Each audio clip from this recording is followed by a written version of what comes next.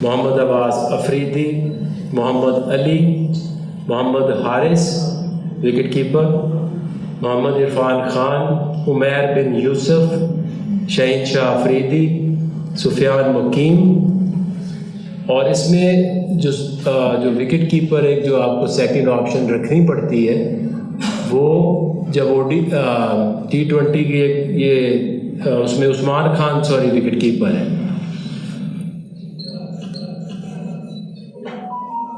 एक थोड़ी सी ODI के हवाले से बात करूँगा क्योंकि पहले आपके 5 T20 हैं, उसके बाद ODI आपके होने हैं। तो one of the wicket keeper will join ODI team from the T20 squad, तो वो भी उसमें 16 हो जाएंगे।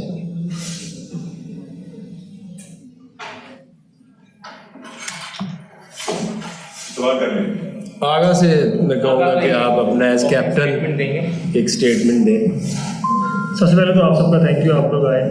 और दूसरा ये कि मेरे लिए काफ़ी ऑनर की बात है और एट द सेम टाइम ये चैलेंज भी है जिसके लिए मैं रेडी और काफ़ी, और हमने कोशिश यही की है कि वो यंगस्टर्स को हम लोग टीम में लाएं जो इस ब्रांड ऑफ क्रिकेट को डोमेस्टिक में खेलते आ रहे हैं, जो हमने इंटरनेशनल में भी आगे यूज़ करनी है।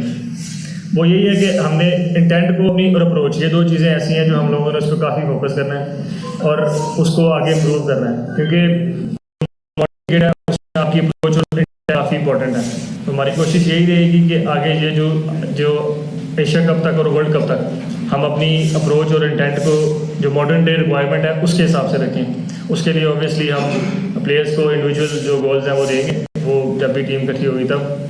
तो मेरा आपसे ये लोगों था कि ये यंग टीम है और इसमें कोशिश यही की जाएगी कि फेयरलेस तरीके से खेला जाए और उसमें हाई रिस्क क्रिकेट ज़ाहिर बात है मॉडर्न डे आजकल की रिक्वायरमेंट है वो खेली जाएगी। तो उसमें हम कोशिश ये करेंगे वही क्रिकेट खेलें और उसमें ओबियसली ये ऐसी क्रिकेट है हाई रिस्क से फेलियर्स भी आते हैं। तो उसमें मेरा ये था कि आप सबको कि आप लोगों को और हमें उनको सपोर्ट करना है, क्योंकि यंगस्टर्स हैं उनको जो बोला जाएगा जैसी क्रिकेट वो डोमेस्टिक में खेलते हैं यहाँ भी खेलेंगे, पर वो हाई रिस्क क्रिकेट है क्योंकि T20 में आपके पास और कोई ऑप्शन नहीं है। आपके पास यही ऑप्शन है कि आप वहाँ पर इंटेंट को और अपनी अप्रोच को अच्छा रखें और जो मॉडर्न डे की रिक्वायरमेंट है उसको उसके साथ चलते रहें। तो हमारी भी यही रहेगी, मेरा आप लोगों से यही था। और अगर आपके कोई सवाल हैं तो प्लीज़। T20 में जो शादाब खान वाइस कैप्टन है, शायद मैं लाइव हूँ जब लॉर्ड रेजिमेंट को ड्रॉप किया गया उसके बाद कोई ऐसी परफॉर्मेंस या कोई ऐसी डोमेस्टिक में उनकी है कि जिसकी बुनियाद के ऊपर उन्होंने किया और जिसका हम लोग को शायद करना हो। देखिए, जब से हमने सिलेक्शन कमेटी में आए हैं तो जो कुछ चैलेंजेस हैं जो कि ऑब्वियस नज़र आते हैं कि हमारे पास ऑलराउंडर्स की कमी है। वो हमें ऑस्ट्रेलिया में भी फील हुआ, साउथ अफ्रीका में टेस्ट मैचेस में भी फील हुआ। और उसमें जो शादाब खान की आपने बात की है, तो शादाब खान से हमारी जब वो ड्रॉप हुए थे तब से लेके अब तक उनसे हमें चाहिए क्या था। एक तो शुरू में उनकी इंजरी थी, फिर हमने उनसे बात की कि आपको डोमेस्टिक में लंबे ओवर करने हैं और आफ्टर 4-5 ईयर्स उसने जाके पूरा जो है वो 4 डे का सीज़न भी खेला, लंबी बॉलिंग की। जो आखिरी चैम्पियंस कप था उसमें उनकी इंजरी हो गई थी, वो उसमें खेल नहीं पाए पूरा। बट आई थिंक जो शादाब खान ने जिस तरह अपनी क्रिकेट शुरू की थी, बाद में कुछ इंजरीज़ हुई जिसकी वजह से उनकी परफॉर्मेंस ख़राब हुई। आई फील कि इतनी लंबी बॉलिंग करने के बाद वो जो एक कंसर्न था उनकी एक्यूरेसी का वो ख़त्म हो चुका होगा। एंड आई थिंक कि T20 में आपको रिस्ट स्पिनर, ऑलराउंडर ज़रूर चाहिए होंगे, क्योंकि आपकी जो एशिया कप और वर्ल्ड कप है वो सब कॉन्टिनेंट में है। तो इसको भी हमने ज़हन में रखा है कि कौन से प्लेयर T20 में टीम के लिए हेल्पफुल हो सकते हैं। आगे में 2 चीज़ें थी। पहली ये कि उसामा मीर PSL के हाईएस्ट विकेट टेकर रहे हैं। मुझे याद है जब अमेरिका में T20 वर्ल्ड कप हो रहा था, शायद आपने भी एक आधी स्टेटमेंट दी थी कि हम टॉप परफॉर्मर को मौका क्यों नहीं देते हैं, क्योंकि उसको अमेरिका नहीं ले जाया गया था। इसके अलावा वो अभी शाहीन की तरफ से खेलते हुए 4 विकेट भी ले चुके हैं। इस टीम में भी वो टॉपर है। 2022 का जो PSL था उसमें वो सेकंड हाईएस्ट विकेट टेकर था। एज ए PSL बॉलर देखा जाए तो स्पिनर्स में वो टॉपर है। तो आखिर किस चीज़ की उसको सजा दी जा रही है, क्योंकि आजम खान अगर पीएसएल या कुछ दिन शायद बीपीएल की परफॉर्मेंस में सिलेक्ट हो सकते हैं इस टीम के अंदर, तो वो क्यों नहीं आ रहा? और दूसरा सवाल ये कि क्या हम जर्नलिस्ट ये अब अखज़ कर लें कि बाबर और रिजवान अब पाकिस्तान के फ्यूचर T20 प्लान्स का हिस्सा नहीं है, अब आप एक नई सिमत की तरफ चल रहे हैं? किस सवाल का जवाब? पहले जवाब 6-7 सवाल है, दोनों सीक्वेंस में। अच्छा सीक्वेंस में चला है। तो देखिए आपने बात की उसामा मीर की। देखिए अगर आप एट टाइम्स देखें तो आपका जो कंपोजिशन है वो ज़रूरी होती है। अगर आप ओडीआई में देखें तो लोग बहुत सारी बातें कर रहे थे कि स्पिन कम है कुछ है, लेकिन सिवाय इंडिया के कि वो वहाँ पे उस कंडीशन में खेल रहे हैं, हर टीम जो है वो 7 अपने बैट्समैन रखती है जिसमें ऑलराउंडर्स होते हैं और बाकी उसके 4 बॉलर्स होते हैं जिसमें 3 फास्ट एक स्पिन होता है। तो इसी तरह से जब आप T20 की भी टीम बनाएंगे तो आपको ऑलराउंडर चाहिए होते हैं। तो इसीलिए जो उसामा का जो ना खेलना था वो उसकी फ़िटनेस को लेके बहुत बड़ा कंसर्न था।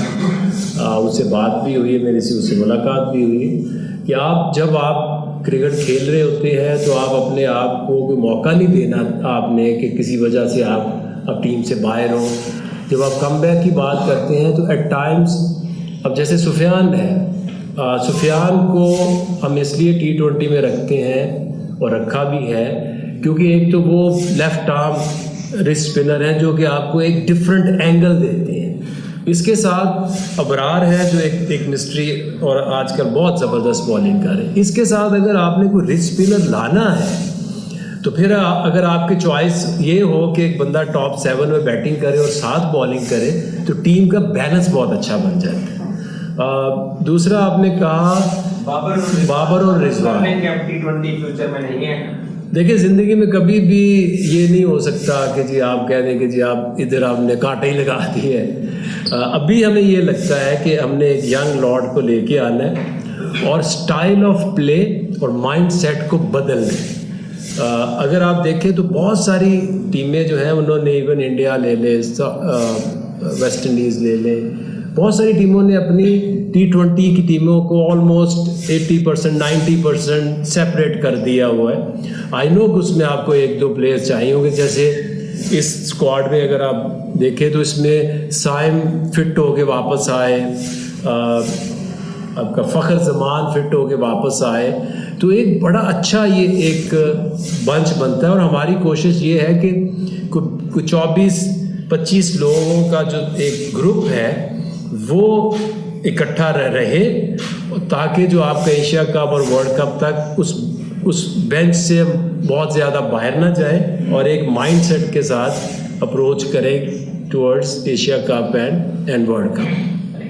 आकिब भाई, इंडियन के खिलाफ हम जीते तो सारा क्रेडिट आपको दिया गया, जो बनता भी था। अब हम आईसीसी चैंपियंस ट्रॉफी में बुरी तरह शिकस्त हमें हुई है, तो आप एज ए हेड कोच और as a selection committee member इस शिकस्त की जिम्मेदारी कबूल करते हैं? बिल्कुल करता हूँ, क्योंकि ये मेरी जिम्मेदारी है एज हेड कोच के जो बुरी परफॉर्मेंस आई है उसको मैं ओन करता हूँ और उसके हवाले से जो भी चीज़ आप समझते हैं कि मुझे ये जिम्मेदारी कबूल करके कोई डिसीजन इस तरह का लेने चाहिए, मैं उससे भी कभी नहीं घबराता। बट एक चीज़ मैं आपको बता दूं कि अभी भी interim coach for 3 months champions trophy, क्योंकि अभी बीच में इतना गैप नहीं है कि you bring somebody else in. तो अभी भी एज इंटरम कोच न्यूजीलैंड में भी जा रहा हूँ। बट एक चीज़ आप सोचिएगा ज़रूर, मैं हमेशा से ये एक बात करता हूँ, क्योंकि ये एक रीज़न होती है किसी वजह से कि आपकी जो क्रिकेट है वो इतनी नीचे आती है। पिछले 2.5 साल में हमने कोई 16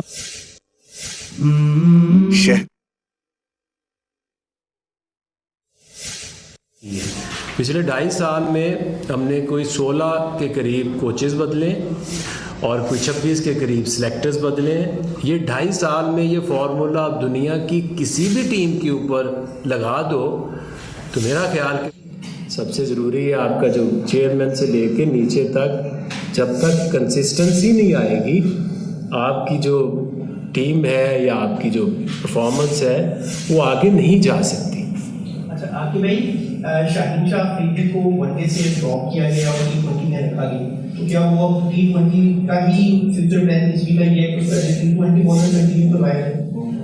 देखिए, उसमें आप ये देखते हैं टाइम्स की आपकी जो वनडे क्रिकेट है उसमें एक प्लेयर की इफेक्टिवनेस कितनी है। अगर उस तरह से जो टीम की डिमांड्स हैं या रिक्वायरमेंट्स हैं जो प्लेयर पूरी नहीं करता, लेकिन आप दूसरी तरफ ये देखते हैं कि जैसे हारिस है या शाहीन है, वो T20 क्रिकेट में स्टिल आई बिलीव कि वो अच्छे बॉलर हैं और टीम के लिए बेहतर रिजल्ट्स ला सकते हैं। अब वैसे ही जैसे ये नहीं है कि आप वो सारी ज़िंदगी T20 ही खेलेंगे और कुछ खेल नहीं सकते, बट एज सेलेक्टर हमारी ये जिम्मेदारी है कि आपने राइट डिसीजंस लेने एट द राइट टाइम।